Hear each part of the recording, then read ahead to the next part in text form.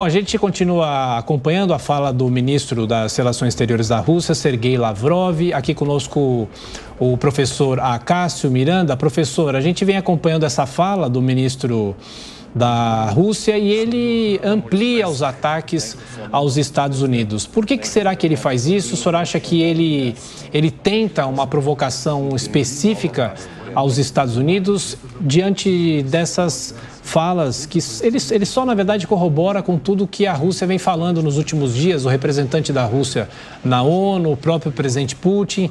De que forma funciona essa tentativa de se culpar o Ocidente e culpar a própria Ucrânia pelo que está acontecendo, professor? A gente tem que pensar, Tiago, num aspecto histórico e geográfico, principalmente. A Rússia, em tese, muito por conta do clima, não tem uma saída 12 meses por ano para o mar. E a melhor saída ali da região, ela está na Ucrânia. Então, há, por parte da Rússia, um interesse geopolítico na Ucrânia. Um outro fator diz respeito ao gás e ao petróleo. O gás e o petróleo interessam tanto à Rússia como à União Europeia e aos Estados Unidos. Então, o pano de fundo, por mais que sejam colocadas várias hipóteses, o pano de fundo dessa disputa diz respeito aos dois aspectos aos quais fiz menção. É óbvio que nós teremos por parte da Rússia uma narrativa que a sua soberania foi posta à prova quando a OTAN ou o Ocidente fez uma aproximação com a Ucrânia, da mesma forma que os Estados Unidos e a União Europeia terão uma narrativa de que a soberania da Ucrânia foi posta à prova em virtude dos ataques ou dos últimos atos da Rússia. Mas, a bem da verdade, o grande problema que nós temos hoje é um problema econômico. Essa disputa territorial e essa disputa por ativos como o petróleo e o gás. Independentemente das ponderações do ministro da Rússia, das relações exteriores da Rússia, independentemente das ponderações dos norte-americanos, fato é que hoje nós vivemos uma crise humanitária em virtude dessa guerra. O ideal seria que eles suspendessem essa guerra, que todos esses ataques fossem postos numa mesa por ambos os lados e eles chegassem a um contexto. Até porque, entre nós, independentemente das circunstâncias, independentemente de todos os fatores históricos que não são recentes, quem está sofrendo as consequências destes atos no momento são os ucranianos e os russos nos próximos tempos, porque nós já percebemos que, por mais que as sanções impostas pela União Europeia e pelos Estados Unidos ainda não sejam tão efetivas, já há uma crise econômica em curso na Rússia e, consequentemente, essa crise econômica reverberará em problemas para os russos que lá estão, especialmente problemas relacionados à aquisição de insumos. Então, repito, as ponderações do ministro das Relações Exteriores da Rússia e as ponderações dos norte-americanos e dos membros da União Europeia, nesse momento são só narrativas que pouco importam, até porque já perduravam há algumas décadas. E, doutora Cássio, falando um pouquinho mais sobre economia, então, a Rússia teria cerca de 640 bilhões de dólares no Ocidente que agora, devido às sanções, estão bloqueados. Existe agora uma expectativa para saber se a Rússia pagará dívidas ou não. Há a possibilidade de um calote, né? Quais seriam as consequências se esse dinheiro realmente não for pago? Se essas contas não forem pagas devido a esse dinheiro bloqueado? As sanções foram as impostas especialmente ao Banco Central da Rússia e também ao Ministério das Finanças. Sim. Hoje, Adriana, esse, entre aspas, calote por parte da Rússia é muito vinculado às sanções eventualmente impostas. E por que eu digo eventualmente? Porque as sanções ainda não foram impostas, ou todas as possibilidades de sanções que podem ser aplicadas à Rússia ainda não foram impostas. A título de exemplo, a questão da SWIFT.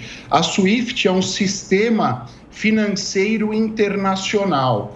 A Rússia já foi notificada sobre as possibilidades de sanção, mas essas sanções ainda não foram concretizadas. Uma vez concretizadas essas sanções, a Rússia fica impossibilitada de realizar transações internacionais, inclusive transações privadas de agentes econômicos que estejam na Rússia. Então, nós falávamos há pouco, vocês mencionaram há pouco, a questão dos insumos agrícolas que o Brasil adquire da Rússia. Uma vez travada esse sistema SWIFT, essa aquisição será impossível. E é óbvio que isso reverberará graves problemas econômicos à Rússia, e a primeira medida, quando você tem um problema econômico interno, é deixar de pagar as dívidas externas. E com esse calote russo, a economia do país, que nos últimos 8 dias já não é das melhores, vocês também disseram que o valor da moeda russa já caiu a metade nesses últimos 8 dias, ficaria ainda pior, porque aí eles perderiam as classificações de credibilidade internacional, os investidores tirariam dinheiro da Rússia e sem esse investimento externo, como consequência do não pagamento da dívida externa do país, todos esses investimentos deixariam de acontecer e, consequentemente, a economia sofreria todas as consequências. Repito, essas consequências já são bastante gravosas. São poucos os exemplos que nós temos na história recente, onde o valor da moeda caiu a metade em pouco mais de uma semana.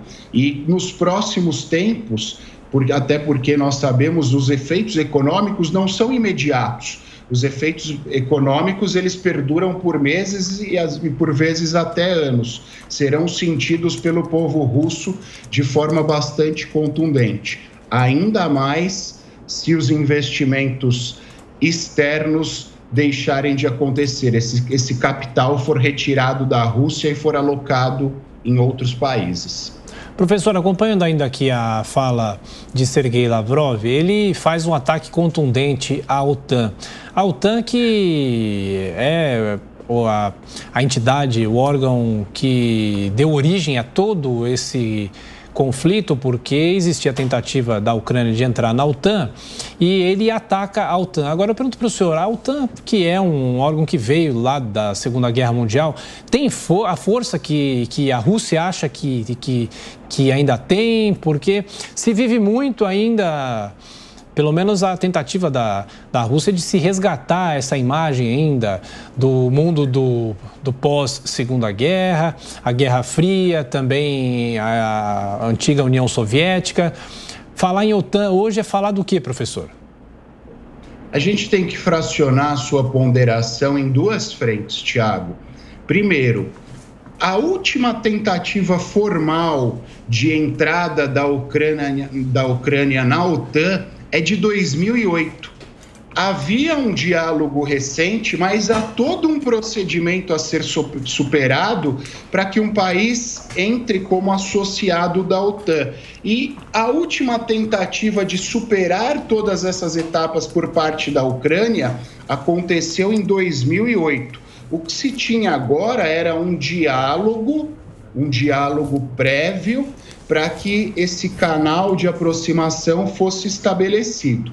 E quando você pergunta sobre a força da OTAN, é importante nós lembrarmos que essa força de fato existe, mas o grande problema para a Rússia na entrada da Ucrânia na OTAN é uma aproximação com o Ocidente. porque a OTAN, mesmo não tendo toda essa força que é propagada pela Rússia, ela é um órgão internacional muito vinculado hoje ao Ocidente, à União Europeia e aos Estados Unidos. E uma vez efetivada essa entrada da Ucrânia na OTAN, o que, repito, não estava acontecendo de forma efetiva nos últimos tempos, a Ucrânia faria um gesto em relação ao Ocidente, passaria a haver uma influência do Ocidente na Ucrânia, que geograficamente é o vizinho mais importante da Rússia. Haveria, eu acho até uma expressão fora de uso, mas é uma expressão que decorre ainda da Guerra Fria, uma tendência capitalista por parte da Ucrânia, ali do lado da Rússia, num território que a Rússia depende por conta da saída ao mar, principalmente. Então, a Ucrânia sairia da influência da Rússia e ficaria muito sob a influência do Ocidente. Isso, obviamente, num projeto de poder regional do Vladimir Putin, esse projeto acaba enfraquecido, obviamente.